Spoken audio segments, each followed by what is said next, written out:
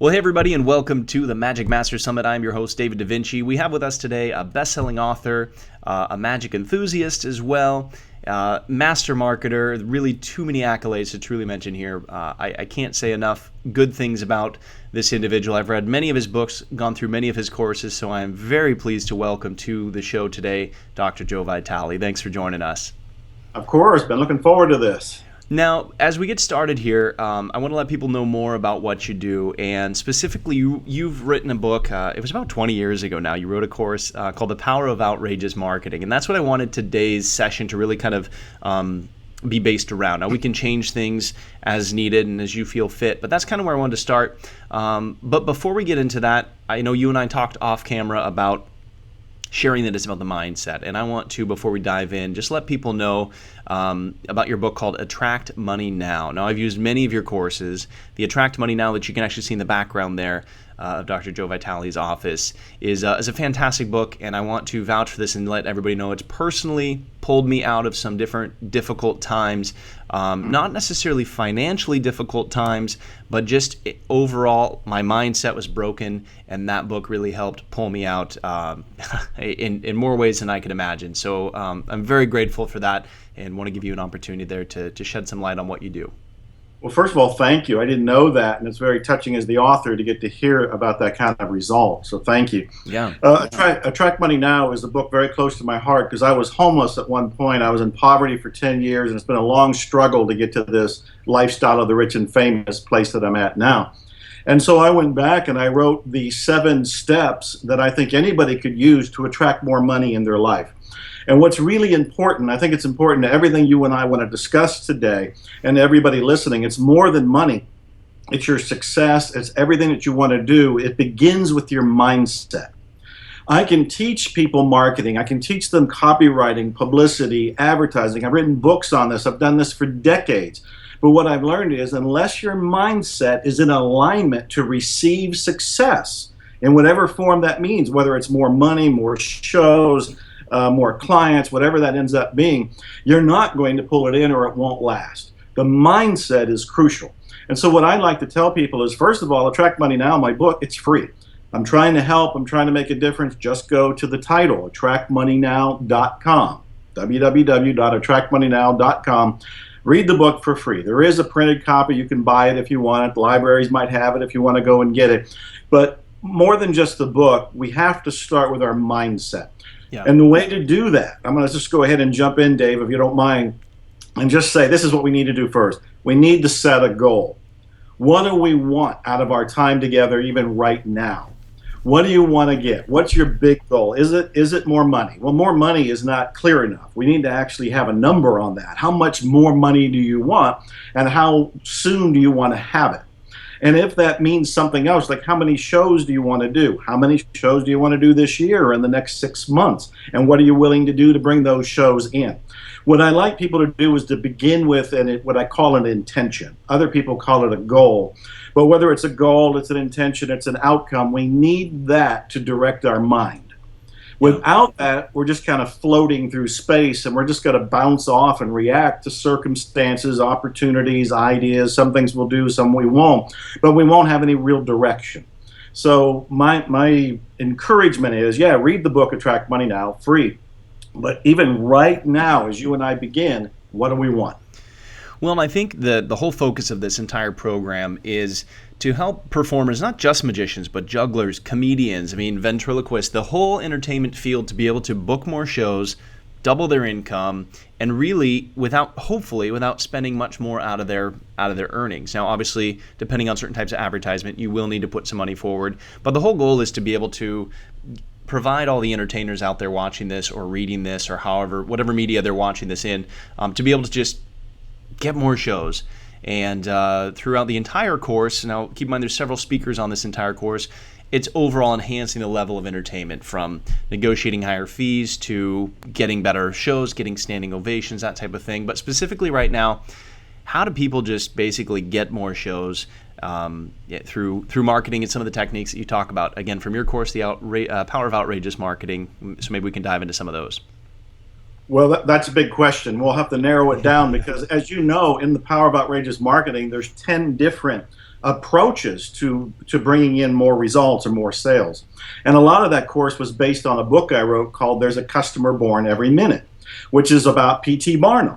P.T. Barnum was an entertainer. He was a magician. He was a hypnotist. He was an entrepreneur. He was a showman. He was a marketer. He was a politician. He was an author. He was a speaker. And in all those categories, I pretty much just told you what the 10 different things are that anybody can do to start bringing in more business. But again, one of them that's in the course and it's in the book is the mindset. Yeah. We want to state our goal because the goal will direct us. Now, I remember about 15 years ago, a college magician who was doing bizarre magic he was doing pretty good, but he had big dreams. He wanted to make his 6 figures a year, and he wanted to actually make more shows, and he wanted to travel more, and he wanted to be on Jay Leno and some of the talk shows that were big at the time. And I remember him calling me excited because he said, I figured it out. He said, I set a goal that I want to make $100,000 this year. And he says, all that means is I have to do 1 more show a week. And in his mind, he broke it down. Yeah. He broke it down. Instead of being overwhelmed, like, oh my God, how am I going to do this? Where am I going to get more shows? How am I going to raise my rates? How am I going to get the more money coming in? He set the goal, he believed in himself, and he started to take action, and he broke it down into manageable steps. Now, that guy today is Brian Brushwood. And Brian Brushwood was on the cover of Magic Magazine just within the last year or so. And he's been on Jay Leno, and he's got YouTube videos that are getting millions of hits, and he's got books on Amazon. I'm so proud of the guy because he read the Barnum book. He listened to the same program you did, but he started to apply it. So the very first thing was mindset, setting that goal. The second thing that comes to mind is that he broke it down into manageable steps. And the one thing that he realized is he didn't even have to go after a different audience. He was going to the college market. What he needed to do was to do more to that college market. He had to go to more of the colleges. So he stayed right within his niche and still exploded what he was doing. So those are a couple of the suggestions and thought-provoking ideas right there. So a couple of action steps for people that are watching this right now to set their goal. Let's break it down so it's really simple. What specifically ABC, what steps can they take to look at their existing business and find a manageable goal? Because let's face it, we've all put forth effort where we set these goals really high and they're too high and we never attain them, or we set the goals too low and it's almost like just a to-do list. What steps would you recommend for people? Yeah, that's a great question. Well, I recommend stretching. I want people to nudge past their comfort zone. I don't want them to set a goal that's within their comfort zone because it doesn't ignite the switch inside. It doesn't start the fire. There's no coal going onto the furnace at that point. What we need to do is have more energy, more mojo, more psychic power, if you will. That comes from making yourself a little nervous.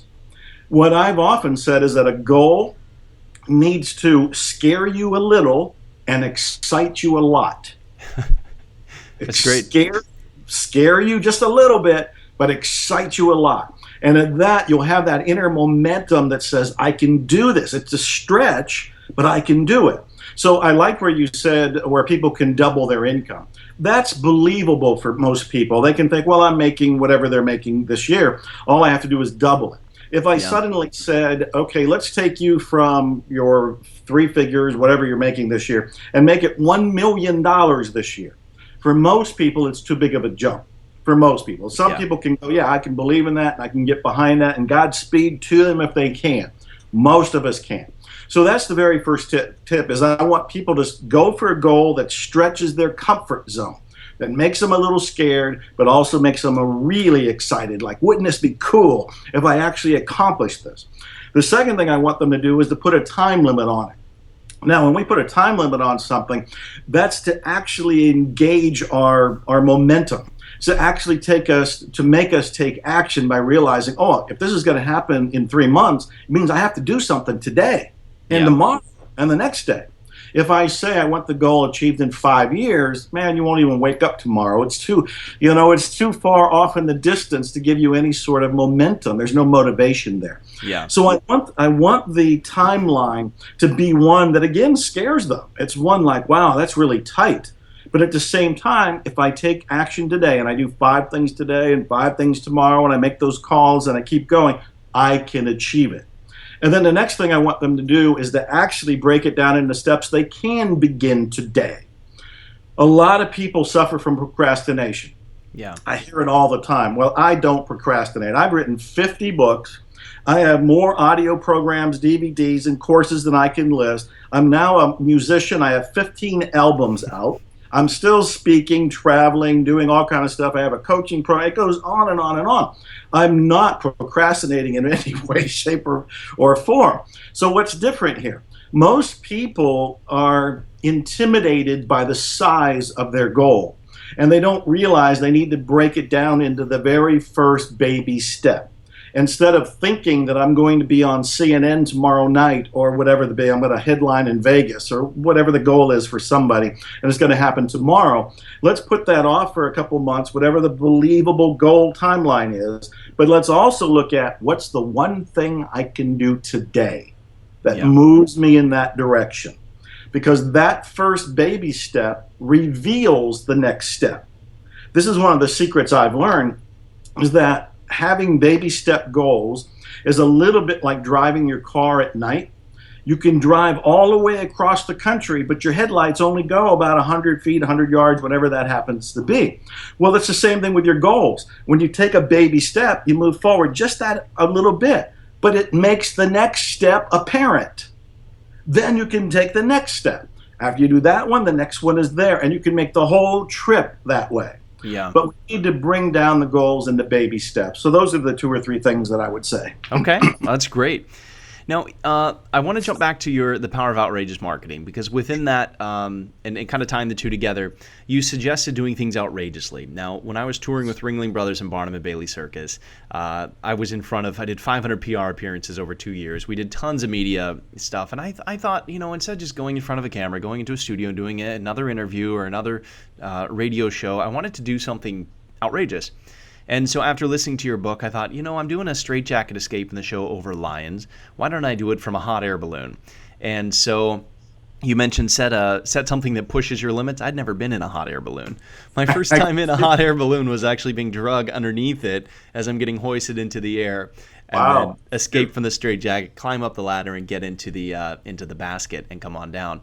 So that was all inspired from your course, and I've got some other things that I'm wanting to do too. But that part of that, and I want to tie it back in here, is like you said, committing a deadline, a date. We had this was to reopen the second year of the tour. We were performing in Georgia, and I wanted to do something, like I said, different and bigger. And of course, this event didn't cost us very much money. Through a lot of other techniques you talk about, we're able to cross-promote and get everybody together.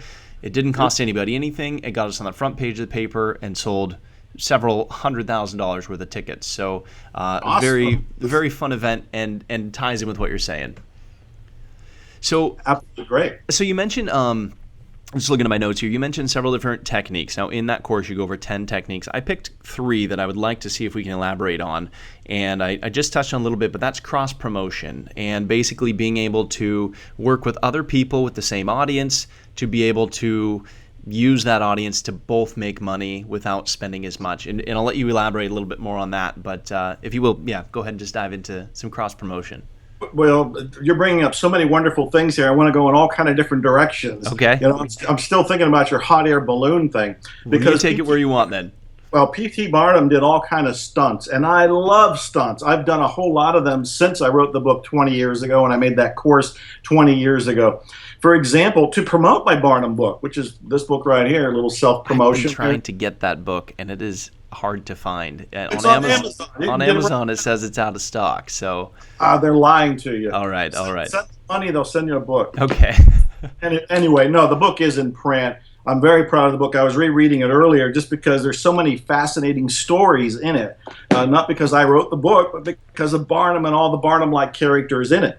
But one of the things I did to promote this book, which ties into a lot of different techniques we're talking about here, is I held the world's first canine concert. A canine concert is a rock and roll concert for dogs only. All the sound, all the music was played through speakers and diluted the sound, but transformed it so only dogs could hear it, because dogs and dog whistles, they're hearing at a different pitch than us. And this was, I'm laughing, thinking about how much, this is the cool thing about doing these things for your business. It's fun. It's show business, and we have that business aspect to it, but it's also show. This is the whole theatrical aspect of it that just gets me really excited. So I sent a news release, not a news release, I sent a survey to my existing email list at the time. And I said, I was planning on holding a canine concert in Austin, Texas. I said, what do you think your animals would like to hear? Rock and roll music, classical music, blah, blah, blah. Overwhelmingly, the results were rock and roll. Then I went to my network. This is just people I know. And again, as I'm telling these things, I want people to be listening. How do I model this? Yeah. What is he doing? I had never put on a concert before. I never did a canine concert before. I never put on a rock and roll show before. I never did this kind of a hoax before. So I'm as a newbie as anybody who might be watching this or listening to this. And so I go to my network and said, okay, I need a rock and roll band that'll play for free and that'll play without making any music at all. And I told them what the hoax was. They're going to get on stage, they're going to act like they're playing their guitar, blowing their harmonica, beating the drums, but the audience, the human audience, won't hear a thing. We're actually going to put wires through cables and have a little computer system and act as if it's being transfigured so the dogs could hear it. I got a band, Porter Davis in Austin, who said, sounds crazy, but it sounds like fun, we'll do it. And then I went to the local magic group. I'm a lifetime member of the Society of American Magicians. I'm active in the Austin, Texas group. So I went to the Austin, Texas group and said, look, I'm doing something nutty here, and there's no pay involved. This is all for fun. I owe everybody a favor when I'm done. And I said, I need volunteers. Well, everybody jumped in. They said, well, it sounds like a blast. One person came up with the idea that we should have protesters at the concert. And we had a man dress up in a cat suit holding a sign that said, unfair to cats, because it was a canine concert, right? And then we sent out a news release to the Austin media, and 3 news crews came. Friends of the Society of American Magicians that were in the local group, they came because those friends told their friends. I, of course, told everybody I could think of. And we tried to get a flash mob. I didn't even know what a flash mob was at the time. Somebody said, hey, we should use a flash mob. And I'm like, what's a flash mob? And that's, of course, the attempt to get a whole bunch of people to show up in one place because of social media and the right triggers. So all of this was done. In fact, let me say a couple more things. One guy in Dallas, Texas, heard about this, and he said, I'm an actor, and I would love to play P.T. Barnum at your event. So I had P.T. Barnum. Then a woman said, well, I'm an actress. I would love to be a mermaid. P.T. Barnum had a mermaid. I'll be your mermaid on stage. And Kent Cummins, who's a dear friend now, long time, been in the magic community, and he was active in the group, he said, I'll be your MC.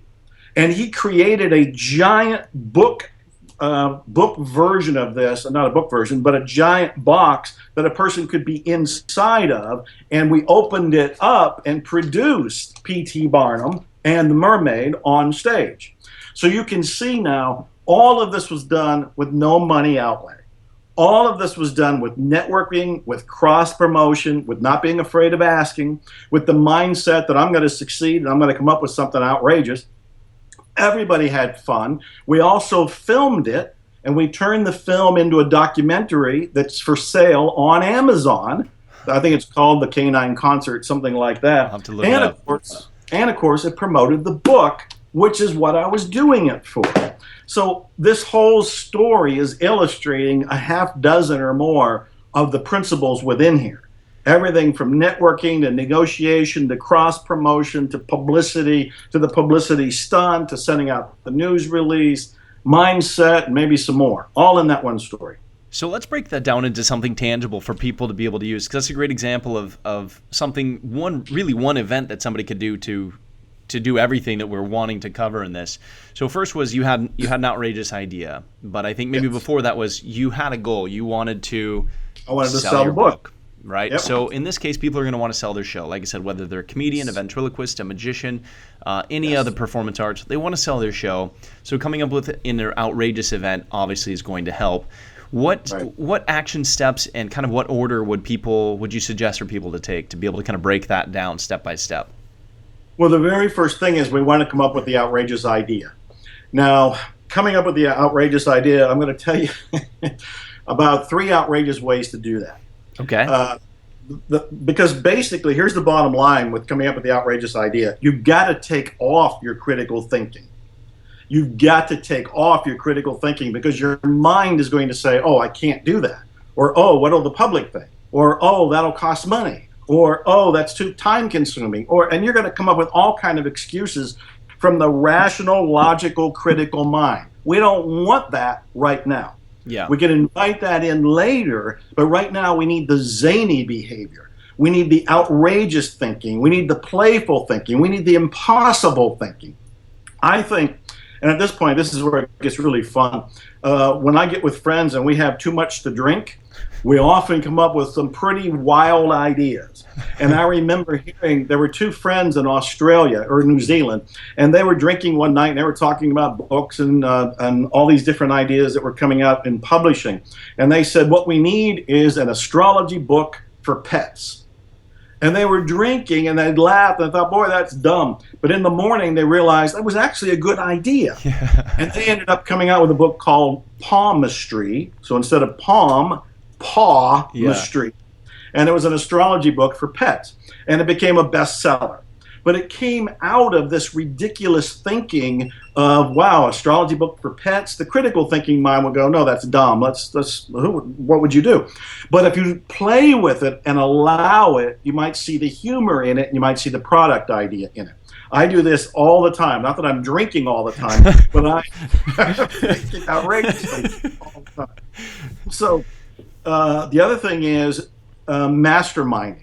And masterminding, which is one of the techniques in the course and in the book, is when you get together with other people. Now, Napoleon Hill wrote the famous book, Think and Grow Rich, with everybody watching this should read it if they haven't. Yep. And if they have read it, reread it. Think and Grow Rich, he talks about masterminds being one of the key elements to success. And a mastermind is when 5 or 6 people get together, usually from different industries, and they support each other in their goals. Well, I have found getting in masterminds have been priceless for me because I'll go in there and say, look, I want to promote my book. I want to promote my new course. I want to promote my music. And I'll say, I'm coming up with creative ideas. Somebody in the group is going to suggest something. Somebody else is going to be triggered by that. Somebody else is going to suggest something. You're going to be taking all of this in, which may trigger something within you. Yeah. So the point of this is you get out of your own thinking. You get out of your own thinking because you're in a mastermind. And then the third thing. Sorry, go ahead. That's all right. I got one more here, and I'm on a roll. So let me go. All right. And the third thing is I love the idea of what I call impossible thinking. For example, you mentioned a ventriloquist, for example. And when I was a kid, I thought about being a ventriloquist. And recently, at some event I went to, they had a Donald Trump dummy. And it was a piñata. It was one of those things where you smack it, and candy comes out of it. Yeah. I don't know who came up with the idea, but I thought, wow, a Donald Trump ventriloquist dummy. At this time, it dates me a little bit, but at this time when Trump is running for president and is out there and he's in the news every single day, having a Donald Trump dummy could be a useful publicity technique. Right. And so this is just thinking wild. And then you talked about doing the hot air balloon thing. And one of the thoughts that came to my mind was, how come nobody's performing on the moon? How come nobody has actually staked out their own theater on the moon? Or we're just talking about discovering life on Mars, or possibly there was life on Mars. How come nobody is saying that, I discovered that there were magicians on Mars 100 years ago, and I have evidence of it? And then turn that into some sort of skit or product or part of your show. So the critical mind is going to say, God, how are you ever going to do that? But my playful, impossible thinking mind will go, well, let's run with it a little bit. Let's see how far we can take it, and maybe we can't use it, which is fine. It was a brainstorming exercise. Yeah. But if we can use it, then we got something like the Canine Concert. Those are great ideas. So I want to back you up a little bit. Sure. One thing you touched on that I want to elaborate is every single interview that I've done with millionaires, they always say, and this is key, whenever they are working on something and they don't know what to do, they ask their list what their list wants and then produce it. And I think that needs to really be driven home because I literally have heard probably 50 millionaires tell me that, oh yeah, I just do what my list tells me. I've got a really good friend out in Salt Lake City, multimillionaire, who he runs a software company. I said, well, how'd you start it? He's like, well, people asked me if I had this program. I said, yes. And I stayed up all night writing that program. Right. Same thing. Yeah. Do what your customers want. Well, there's two things that you just said that I want to make sure everybody has. And the first is you said they went to their list. So if these viewers don't have a list right now, they need to build the list beginning today, beginning tomorrow, beginning yesterday even. The list is your gold. You know this, but I don't know that everybody watching does. Yeah. And I've done the very same thing. So the first thing they need is their own list. If they don't have one, start it today. You can go to Aweber, which is my favorite place for a hosting of a list. It's www.aweber.com, aweber.com. And then going to the list. I remember I was going to write a book on health and fitness a few years ago because I had been in some fitness contests, and I thought, well, I want to share what I've learned. And then I thought, well, I wonder if anybody cares. Right. You better ask your list, huh? Right. So I sent a survey to my list, and I just threw in some things. You know, it was about, hey, do you want to read a weight loss book by me, a health book by me? Do you want to read a book called The Secret Prayer? I just made it up and threw it in there. Do you want to read something on, and I made up a few other stuff. To my amazement, they all said, hey, we want to read this thing called The Secret Prayer. Right. And I'm like, holy smokes, they don't care about all this stuff that I wanted to write for them. So I wrote The Secret Prayer, which is on Amazon now and was a bestseller as soon as it came out. Yeah. But I did what you're talking about, which is brilliant. It's so easy. It's so simple. It's so obvious. It's so simple, people miss it. The people that are already following. We did the same thing. I run another business in the survival industry. It's kind of we call it our doomsday business, but we produce DVDs for guys that want to survive the end of the world.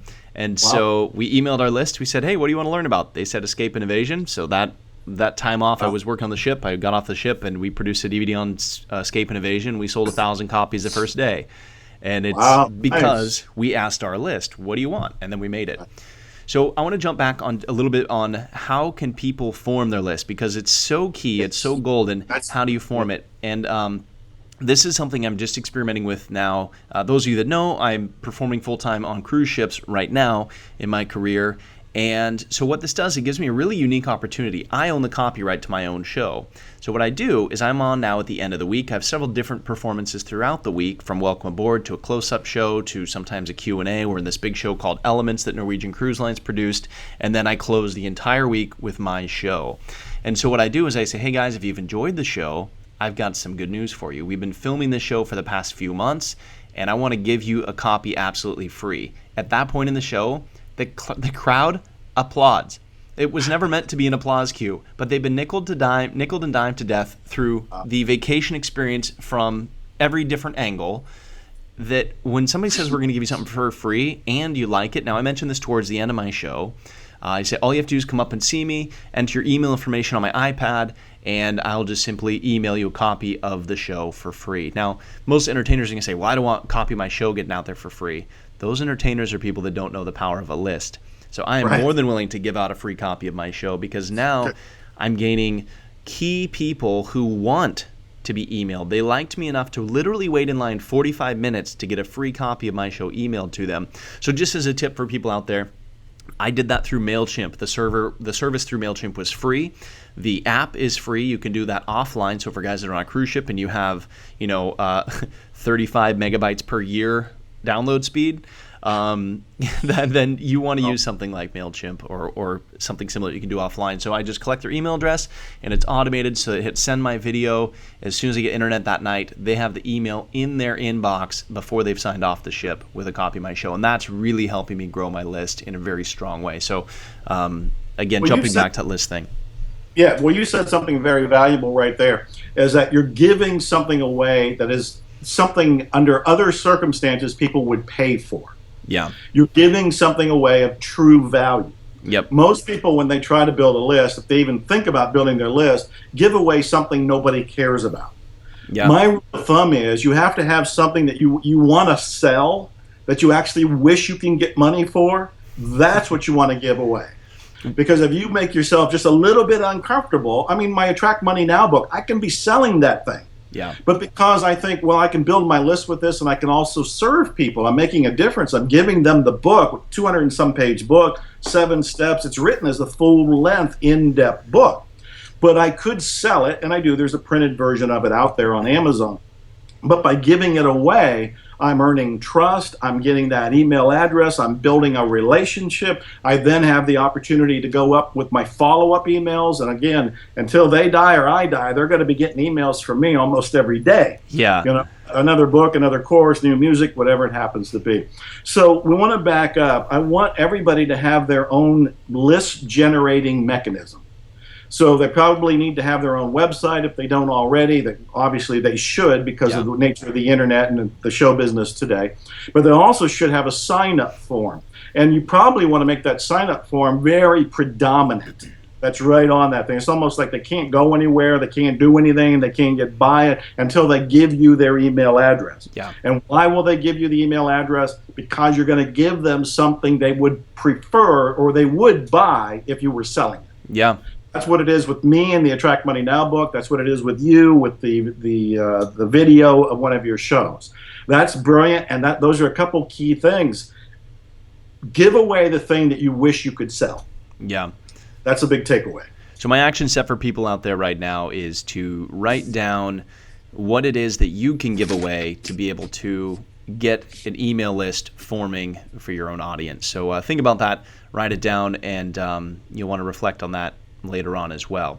Now moving on a little bit more, man, we got all sorts of things. I know you like to go, so I'll let you go. If you don't know where you're going, I got some questions.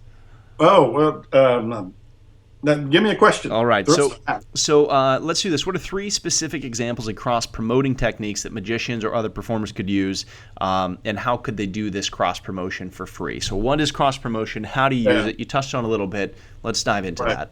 Well, I love cross-promotion because it's so street smart. It's so guerrilla marketing. And usually it's absolutely free. So basically what you're doing in a nutshell is that you're going to another company or business or person who is serving the same clients you are. But it's not somebody who's a direct competitor. I mean, that's possible, but that's not usually how this is thought through. It's a strategy of cross-promotion where you're crossing 2 different industries to go after the same client. Now, we've seen this done all the time. Simple examples that I think are in my book and in my course, or when you go to a gas station, at the gas station, they have a map to 3 different restaurants. And so when you're driving along and you get in your gas and you see the little flyer there for the 3 different restaurants, that's an act of cross-promotion, but you never think of it that way. You're actually grateful. It's a flyer, you take it, and you go to one of those restaurants. When you go to one of those restaurants, you see a flyer there for an oil change at the gas station you were just at. Yeah. So what they're doing, they're cross-promoting to the same audience. And it's going to be different for each person because you mentioned everything from comedians to magicians to jugglers to ventriloquists. But there's a little process. And did you work this up as a overhead or something you were going to show on screen? You had mentioned it, but I don't know if that's what you've got.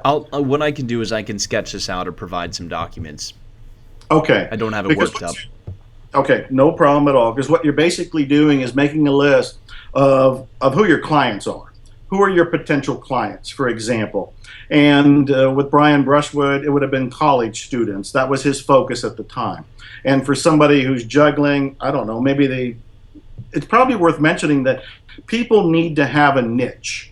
They need to be thinking, who are your audience? Yep. Because even the rule of thumb is almost everybody's going to say, oh, everybody's my audience. Yeah. It's not. I know you want it to be. Yeah. It's not. Even as me as an author, I want everybody to read my books. My God, 80% of the population never even goes into a bookstore. Yeah. 90% of the population hasn't read a book since high school. Yep. So it's not going to be everybody, and it's not going to be everybody for any ventriloquist, juggler, or anybody else. So who is your niche? Who do you want to go for? Who do you want to appeal to? With Brian, it was the college market. Well, maybe somebody else wants the senior citizens. Maybe somebody else wants all the child care centers. Maybe somebody else wants to do all the Rotary clubs. Maybe somebody else wants to do all the Chamber of Commerce businesses. I don't know, but that's one of the things we want to think through so we know who our audience is. Yeah, and then several presentations throughout the Master Summit actually go into that, really finding your personal niche as well as finding the niche that you want to market to. So let's assume that let's say you're a birthday party magician. Let's use that as an example because that's one that a lot of people start at. Who might their clients be, and how would you reach those through cross-promotion? Yeah, well, the next step is we're assuming we already know who the market is, and you're saying, for this sake of an example, the birthday party thing. The next one is who serves that same group of people?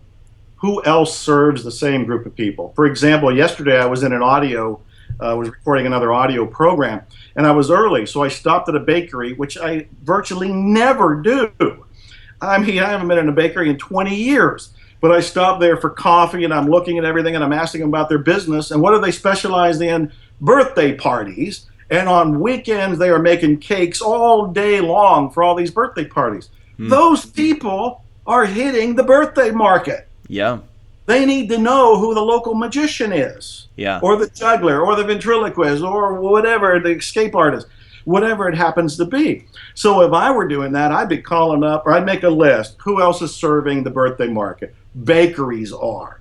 I'd be thinking of the child care centers. They probably are. I'd probably be thinking of church groups because they probably are. I'd be thinking of restaurants because they probably are. I'd make a list of everybody that is serving your market that is not a direct competitor. The bakery's not a competitor to you. If you're the entertainer, they're making the food. So that's the second step in all of this. And then the third step is something to the effect of creating a coupon along the lines of what I just described with the gas station and the restaurants. Yeah. They're sharing and cross-promoting each other. And there's nothing wrong by saying something to the effect of get $5 off of your next birthday cake. I don't know what a birthday cake costs, so that might be too much to give. But get a 10% discount off your next birthday cake thanks to ventriloquist Joe Vitale, and have those handed out to all of your potential prospects. And then at the bakery, they can have some sort of coupon that says something like, get 10% off your birthday magic show with Wonder Boy Dave over here. Like, using this coupon. Might want to come up with a different stage name, but hey, I'm winging all of this. Yeah. No, but that you really touched on that, because what you're doing is you are giving the cake shop a added value. So now their $50 cake is worth $70 because they're saving money on your show. Yes, and that bakery shop is telling people who probably never heard of the entertainer about them. And the bakery shop looks like they're doing something value added themselves. And it adds credibility to the credibility. It gives them a beloved customer. They'll probably be thanked for it. And so it's a very simple example, but we're reducing it to about 3 steps. The first is knowing your customer. The second is who else serves your customer. And then the third is going to these other people who serve them and creating a win-win cross-promotion. You promote me and I'll promote you, kind of a scratch my back, scratch your back kind of a thing. I think, Joe, you just gave some gold there for birthday party magicians who don't know how to find their clients. I think that's one of the hardest things is, as entertainers, like you said, who is your client? Well, everybody. Well, no, it's not. For me, as a quote-unquote thrillusionist, I'm not going to go out and try to, rock an arena full of grandparents. Just not my market. My market's 35 to 55, very clear cut. I'm a PG-rated show. I have a lot of innuendos that the kids don't get, but so I know my market, just as like kid performers might. But once you know your market, it is difficult to figure out, okay, how do I reach them? Because let's take another example here. Let's say you're a corporate magician. You want to do corporate shows. How are you going to reach the decision maker of a company to book you, and how are you going to convince them? So there's a lot of really challenging questions. I don't think people understand how to find the right person to reach. I don't know if you are willing to shed some light on some ideas on how to do that. Well, this goes back to one of the principles that Barnum did in his life, and that is, and it's one of the principles, one of the 10 in the Outrageous Marketing course, same 10 that's in the Barnum book, and one of the principles is networking. And this is why, again, the mastermind that I mentioned earlier, the Napoleon Hill idea of 5 or 6 people getting together, I love masterminds. You can do them in person, you can do them over the phone, you can do them on webinars, there's all kind of ways to do them. And what you're doing is pooling resources. So I may not know the president of the local headquarters of some corporation that I want to go to, but maybe somebody in my mastermind does. Yeah. The magic question that I teach people to ask is, who do you know who knows? I can't tell you how many times I've used that.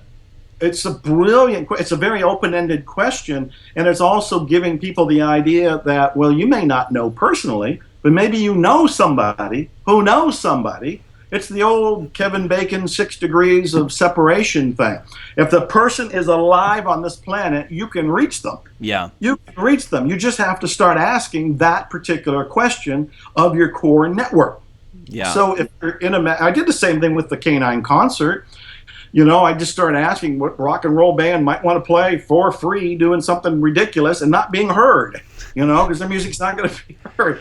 You ask around enough, you get the answer.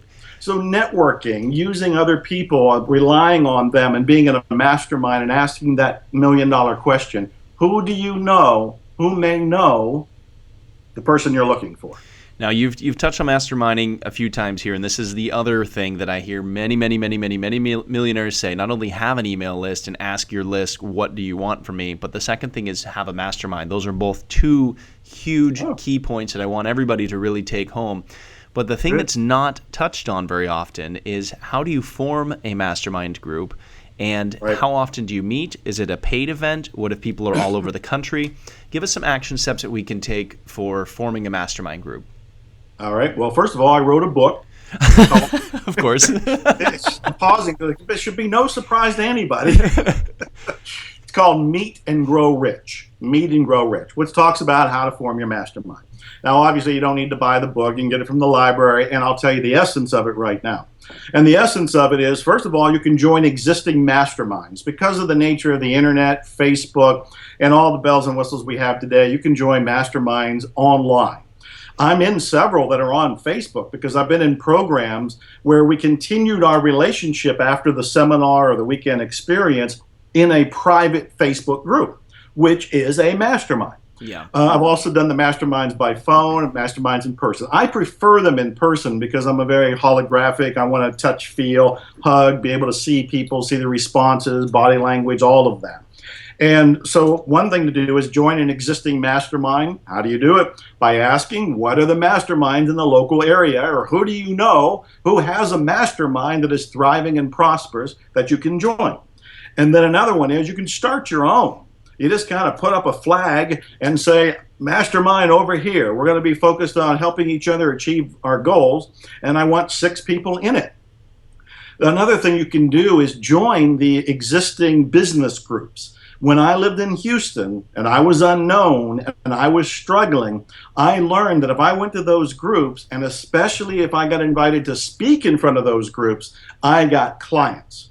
And sometimes I would get friends, and those friends would become part of a mastermind. I don't even think I knew what a mastermind was then. It was just evolving organically out of what I was doing by speaking in front of the groups. And so there are Kiwanis clubs and business groups, Chamber of Commerce groups, all of those, where you can hang around enough, get your face seen, make a few contacts, and get a sense of who you would like to have in a mastermind. Then the other thing is the mastermind typically is 5 or 6 people. You could have more, but then there isn't enough time, unless you do a whole day or a weekend, for everybody to take a turn going around the table. So I would say 3 to 5 people is probably plenty. The rule of thumb is probably 5 or 6. Usually when people meet, they have about 20 minutes where they take turns. And they say, here's what I'm working on, here's my success, here's what I need help with, or here's what I need resources on. So in that 20 minutes, they got their accountability, their success story, and their request. And we can go around the table doing that. Usually somebody is the timekeeper to make sure that that happens. Typically they meet every week, but I've seen them meet once every 2 weeks, once a month, whatever it seems doable. I would like to be meeting once a week because the momentum stays really high. Yeah. And the accountability is there. I've often noticed that if I didn't get something done very quickly. If I knew the meeting was tomorrow, I got it done that night. Yeah. Because I want to go into the meeting and go, yeah, I did it. Yep. Because And you're all I tired and drinking coffee and Red Bull in the morning. think, so does that answer your question? That, There are all different ways to that pull it totally together. answers it. Yeah. Um, let's see here. The final part of putting together a cross promotion in your book, The Power of Outrageous Marketing, you talk about making sure that it's a win-win deal. Now, in Yeah. the case of the bakery, you offer them a coupon of save 10 or 20% off of my show, and vice versa. Maybe can you give a couple other examples how that might work outside of the birthday party field? So one example might be in the corporate market. Another one might be in just the private shows where somebody's getting a referral from a restaurant or something. Maybe just a couple ideas to get people's brainstorms going to Right. make it a win-win deal. Well, I've got to make it up on the spot because those are kind of vague, but I know what you're saying.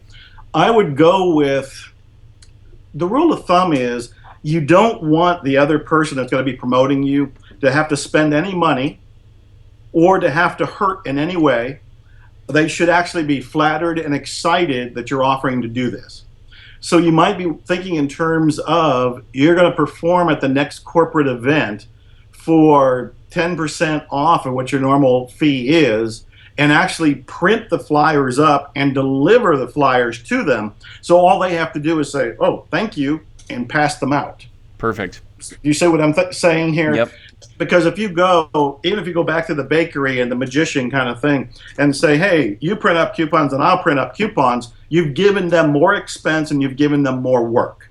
You want to do it all. If you actually want to benefit from this, it's nearly free and you're enlarging your market in ways that'll be multiple what you could have reached on your own, then you want to go the extra mile. So whether it's the corporate people or whether it's the restaurant, think of what's in it for them. Yeah. This is a rule of thumb. I've written a lot of books on copywriting because that's where I really started with writing copy. And I have that rule of thumb. My motto is, and this is so useful here too, get out of your ego and get into their ego. Get out of your ego and get into their ego. So instead of thinking, what am I going to get out of this? Think, what are they going to get out of this? What will they get? What do they want? And if I can help them achieve that, which is the whole Zig Ziglar thing, you can have anything you want if you help enough people get what they want. So think in terms of, what does the restaurant want? What does the corporation want? And how can you deliver that? And then in turn, you say, all you have to do is give this flyer out or this coupon out or make this introduction for me. That's perfect. Excellent. Now, moving on a little bit more towards publicity stunts. We talked a lot about the other aspects of your stunt that you did, but kind of going in more terms of going online as well as offline, some different ideas to be able to get people to get their attention. So obviously viral videos are huge. Everybody wants a video to go viral. There's different ways to make that happen. So for example, one of my good friends, Murray Sawchuk, who's also in this presentation, one of the other courses, he's running a show in Las Vegas right now, and one of the things that he's done to his success is he was on America's Got Talent. He really publicized that, and then he took that a step further, and he continues to put out viral videos, and they're getting millions of views every time. And the thing that I want to point out, and I'll talk more with Murray on this, and is the simplicity behind what he's doing. He produced a puppy for another YouTube star, cross promotion, and made this puppy appear on Valentine's Day as a gift. Now, this video had millions of views, like 2 million views the first day. And technically speaking, from a magic standpoint only, the trick is very simple, and it was something that would be easily passed over by other entertainers as, that's not a good enough trick, right? That's what I think most people think. Well, Murray, being brilliant in this concept, thought, well, okay, well, who cares? It's about how does that audience feel? And because of that feeling that they got, he produced this puppy. There's a good-looking guy, good-looking girl. Everybody feels happy. And he's done a lot of different viral videos like that have been a huge success. But I want to kind of get your input on what do you think makes a viral video good? How could somebody do that in terms of maybe it's a publicity stunt put online and hoping to become viral? do you have any tips that you could share with people on how to do things like that? I love what you just shared. I haven't seen any of those videos, and I don't know who that is, but you just highlighted some of the key secrets to making these videos go viral. You said, for one thing, he focused on the feeling. Everybody was happy. He focused on a puppy. My God. Right. Puppies, children, women, they always get attention. You know, I wrote about it in the Barnum book. He did beauty contests for babies in the 1800s. You know, we all want to see a puppy. We all want to see kittens. We all want to see babies. We all want to see this. So there's a natural human interest that's very magnetic with it. The other thing you said was it was simple. It was something other magicians would have just passed over. I so love that. I spend $1 million on magic tricks, but the one I carry around is the one that I can do with nothing and impromptu that cost me like $1. Yeah, yeah. It's so amazing how our mind wants to complicate it when it doesn't need to be. So you said the simple thing, and you said good-looking woman, good-looking man. Well, we all want to see that. We all want to identify that because we're all imagining what it would be like to be that person or be with that person. We've got all of that going on. And humor, of course, is always one of the big things that people want to see. If it's humorous, it's going to take off. And then the other thing you said, and you said this in the beginning, was he promoted the hell out of it. He promoted. He didn't leave it be by itself. He didn't leave it be like, I shot a video, I'll put it up there, and I'm going to go and have lunch. Exactly. It's like, no, I shot a video, I put it up there, now I got to go tell everybody. Yeah. I got to go stir the world. I got to go to my network. I got to go to my mastermind. I got to go to my list. I got to tell them, go watch it and go tell your family and friends about this and spread the wildfire from it. So you highlighted with that story some of the key things that I think are so important in making a viral video. Well, perfect. Well, then we'll move on to the next part. So let's say you've got a publicity stunt. Maybe you've done some viral videos. You've obviously done a lot of success with copywriting and that type of thing. And one thing that I've noticed you are really, really good at is writing headlines. And I don't know if you noticed. Did you read the publicity release I sent you that we did on my daughter being in the show? No, I don't think I did. No. Okay. The writing was great. When I really sit down, I can write really well, and that's one of my strong suits when I'm in a really creative mood, which is not very often, but when I am, I can write really, really well, and I can write publicity releases that papers will pick up because they're well written. But where I fail is in headlines. Now, one of your books talks about how you do ghostwriting, and essentially you will write a book for somebody for X amount of fees. They get everything else. You just simply write the book behind the scenes.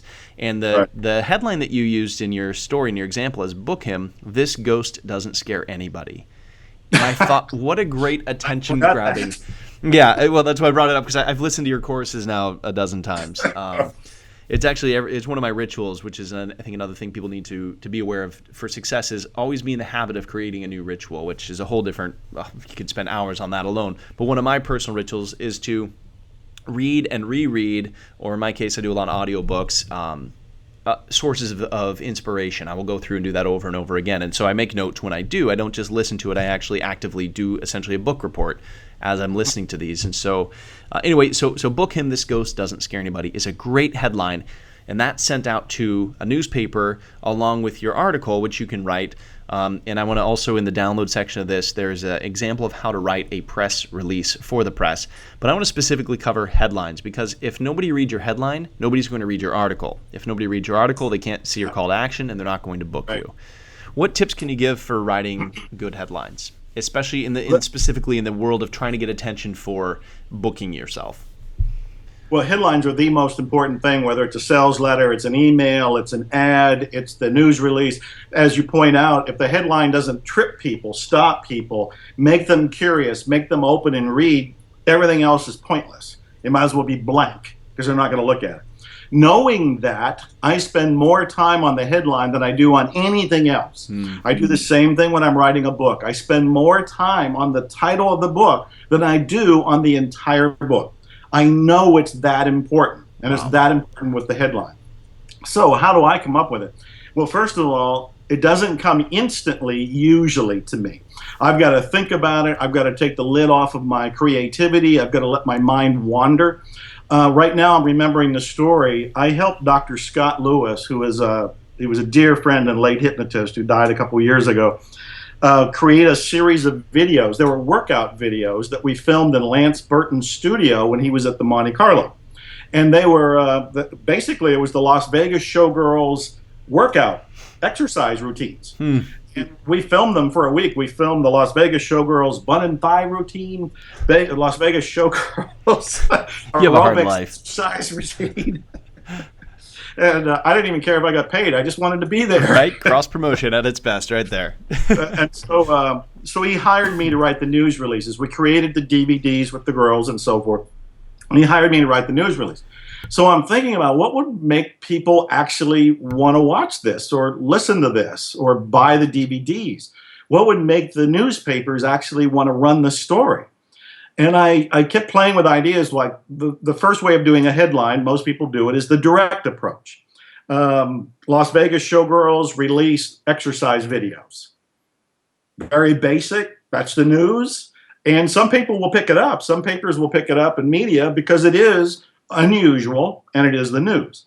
But because my mind thinks like a copywriter, I'm thinking to myself, I got to add some kind of spin to it. I got to make it even more interesting. And I came up with a title, I don't have it in front of me, but it was something to the effect of How to Lose Weight Watching Vegas Showgirls. How to Lose Weight Watching Vegas Showgirls. And I thought, wow, that's intriguing, because how do you lose weight watching Vegas showgirls? Who wouldn't want that? And so, of course, the news release itself was the traditional who, what, when, where, why. And it said, watching these videos and exercising to them will help you lose weight. So the headline was curious, was slightly odd. But that's what it needed to be to stand out from the 5 million other headlines that went out that day. And so how did I come up with that? I'm thinking, what is different about this? How can I state it in a way that's truthful but unusual? And so watching the showgirls work out, well, obviously you're not going to sit in a chair and watch them. You're going to have to get up and move with them as you're watching them. But the perception was, oh, you just got to sit and watch them? How in the world is that possible? And it was the same thing with Book 'em. Book 'em, This Ghost Doesn't Scare Anybody, tied in to writing books. Even the title book, the book was there. And ghostwriting, the ghost was there. It was still in the title. So I'm thinking like a copywriter. I'm thinking of how to make it more unique, and I'm spending time generating, writing down headlines to come up with one that I think is the zinger. That's how I.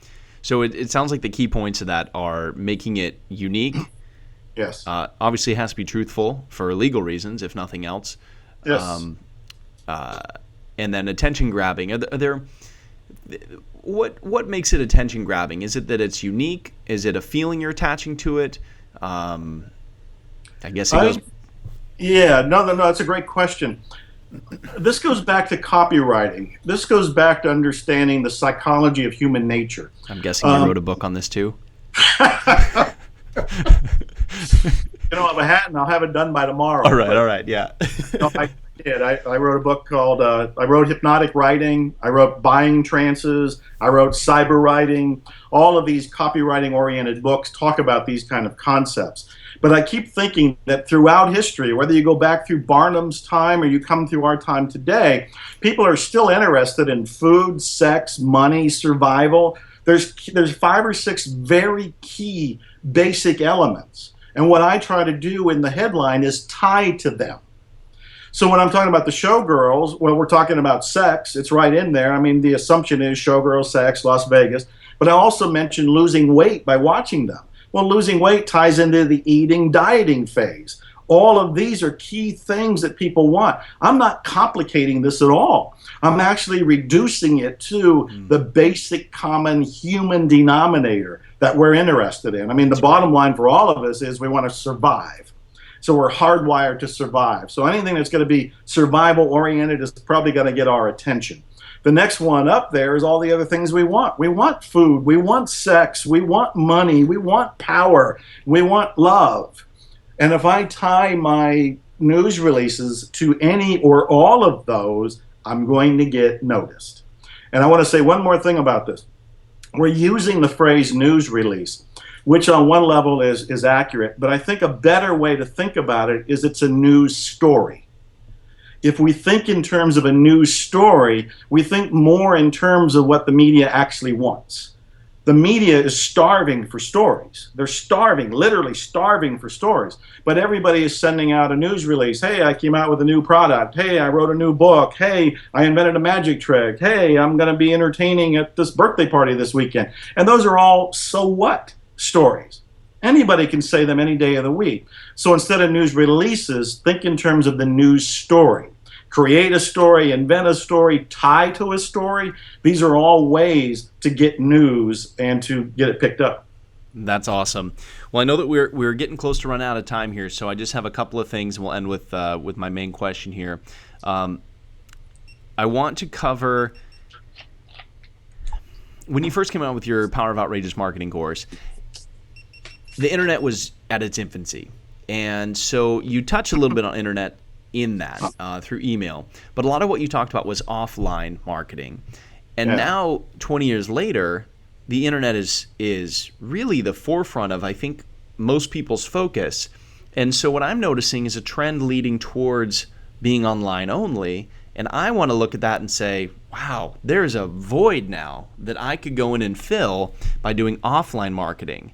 And so I wanted to get your ideas on how people could use direct mail, billboards, print ads, newspaper releases, anything offline to be able to gather new customers, double their shows, and triple their income? That's a great question. That's a great question. When I came out with the Barnum book and the Outrageous Marketing course, the internet was fairly new, and there is a little bit in both about it, but nowhere near what I do today and what I write about today. But you illustrate really $1 million insight. And it's the idea that people are falling for the illusion that everybody's online. And so there's a rush, there's a stampede to go for the golden cyberspace, so to speak. And it does leave a bit of a void back here on the earth plane where people still get mail, they still read magazine articles, they still get advertisements that they read and they look at. I know that 20 years ago, 30 years ago, my mailbox would be stuffed with all these offers, and I love them. Other people would call them junk mail, but I studied them. That was my competition. That was my learning ground. I want to find out what the offers were. Today, there's next to none. There's next to none of those offers. My mailbox is not stuffed with offers now. But that's a good thing for you and I, because that means if we send something with old school direct mail, we have a greater chance of being read. What I do today is a combination. What I do is I send out postcards. I don't do the traditional sales letter with the envelope and the stamp. There's a lot of money involved, a lot of expense. You got the printing, the fulfillment, all these worries about is it delivered, this, that, and the other. But I send out a postcard, an intriguing postcard. It was what was called the two-step formula back in classified ads day. You would see a classified ad in the magazine with only 2 or 3 lines, and then you would respond to it. That would be the second step, and they'd send you info because you raised your hand and said you're interested. Well, I've applied the same thing to the offline and online world, sending a postcard to the target audience. You can get a list of virtually anybody who's interested in virtually anything from mailing list brokers today. You can rent the list, then you can send a postcard, which is relatively inexpensive. I mean, you're still printing something, but the postcard is to direct them to your website. So there needs to be some sort of curiosity-provoking, free offer, free gift, something to snag their imagination and make them go, I wonder what's over here at MrFire.com. Then they go to MrFire.com, where I hope you have your sign-up form for your freebie that you're giving them. Because in this way, you reach the new audience, you got them to come to your website, you got them to give you their email address, you gave them the gift, and now you have them. You can start the relationship and you can start the selling process at that point. Beautifully so said. That's just one example, because you said it so beautifully, there's this void out there where less people are doing that kind of print. You can pick up. Now you can be noticed better than ever before. So I'm all in favor of that. When it comes to advertising in any sort of magazines is very expensive and very risky. I don't usually tell people to do it because it takes so much money to experiment. And so I'd rather have people do things online, and when they find that they have some sort of offer that works online, they have a sales page, they got a website that's really working, put that as an ad in a test magazine, something that doesn't cost much or something that's free, and see how it does. But even when you put the ad in the magazine, send them to your website. See, the big mistake is everybody thinks I'm going to do only online marketing because everybody's online. They're not all online. We don't all have computers. Most of your audience is still in the prehistoric stages, and they're using old school telephones and waiting for somebody to knock on the door to make an offer to them. So I want people to be modernized and be online, but I don't want them to forget the mass that's out there that doesn't have a computer, that isn't online, that is still looking at the mail that comes in or the newspaper articles or the magazine stories and so forth. You want to be there. Yeah, great tips. On that, in my show environment, I can give away a free video of my show to get them to come join my email list. What types of things would you suggest for entertainers to use to give away for free in a magazine, in a postcard, or otherwise to get them to come to their website and join the email list so you can pull those offline people into your web of marketing online? Well, the first answer, and this is the $1 million way to do it, is to think about what do people ask you for. Now, I'm thinking, for example, that if I were talking to a person who put on parties all the time, one of my questions would be, hey, I'm doing a birthday party for my dad coming up. What's the best way to put on a party? How do you make a party so it's memorable? How do I make a party so that people thank me because I made the party so historic that they write thank you letters to me? So if somebody was putting on a party, maybe their giveaway is how to put on the perfect birthday party. So think about what people are asking you for and turn it into an answer that you can give away. This is almost like the tax accountants who are always being asked, how do I save money on my taxes? Or I just bought a car, how do I get the most money or refund for it or tax deduction? They write that question, and answer it as a special report. Now they can give the special report out in exchange for an email address. They know it's something people want because people have been asking for it. So for the people listening, I'd think, what are people asking you for, and give it to them. It goes back to that first part we were talking about. Every millionaire I know says, they ask their list what they want. Well, in this case, people are asking it, so go provide it. Yeah. Great. Well, Joe, I really appreciate your time here. I'm going to end this with the way I'm ending all of my presentations here, and that is, what's one action step performers can take today or this week to get them closer to their goal of doubling their shows and tripling their income? Well, go buy all my books. That would be one. Of tripling your income right there. Always marketing. That's number two. I'll tell you a concrete tip that most people don't think of is the Chamber of Commerce in every large city has a media directory. And I would encourage people to buy it. It's been a while since I bought one, but if you're in a small town, like I'm in a small town, the next bigger cities like Austin, Texas, and San Antonio, Texas, the Chamber of Commerce have media directories. A media directory contains all the magazines, newspapers, syndicates, wire services, all the outlets for the reporters. And so when you have the media directory, which you can get in print, you can get on a disc, and I think they'll even mail you or sell you labels that have the addresses, those are the people you can send your news stories to. So one thing you can do right now, pick up the phone, call the Chamber of Commerce, ask how much it is for the media directory for the closest city to you, if not for the city you're in, and invest in it. Second thing you can do is think of the news story, invent a news story, tie to a news story, comment on a news story, in some way, shape, or form, ride the news, and send the news story to the selected audiences you find in the media directory from the Chamber of Commerce. How about that for a couple tips? Great tips. And if people want to do it free, they can obviously look up and do that manually if you're really trying to pinch pennies. But I'm all for spending the amount of money it takes to get those leads. So, Dr. Joe Vitale, thank you so much for joining us. I think that you gave out probably several $1 million worth of information that people will be able to truly capitalize on. And I believe that people watching this will be able to take that information and probably produce several $1 million worth of shows off of your tips. So thank you again. People can find out more about you at MrFire.com, correct? MrFire.com, or my name, Joe Vitale, Vitale.com. And of course, go get the book, Attract Money Now, at attractmoneynow.com. And I want to thank you. Thank you for inviting me. I'm very flattered to be among these. I'm a big fan of magic, lifetime member of SAM. So to be here and to be involved in this, it's exhilarating. And you're doing great stuff. So thank you. Awesome. Thank you.